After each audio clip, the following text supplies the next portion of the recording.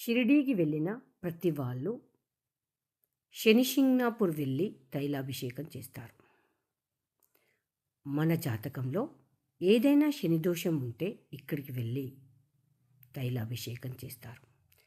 తైలాభిషేకం చెయ్యాలి అంటే ₹500 టికెట్టు. బట్ నాకు ఇక్కడ చిన్న డౌట్. తైలాభిషేకం ఓన్లీ అబ్బాయిలు మాత్రం చేస్తారని నాకు తెలుసు.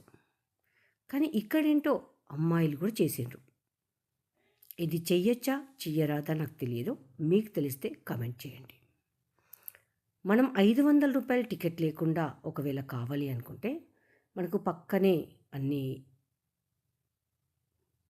జస్ట్ ఇక్కడ దాన్ని నాకు ఎక్స్ప్లెయిన్ చేయడానికి వస్తలేదు. ఒకటి పెడతారు. దానిలో మనం ఆయిల్ వేస్తే మిషన్ ద్వారా శనీశ్వరుడికి చేరుతుంది అని ఒక నమ్మకం.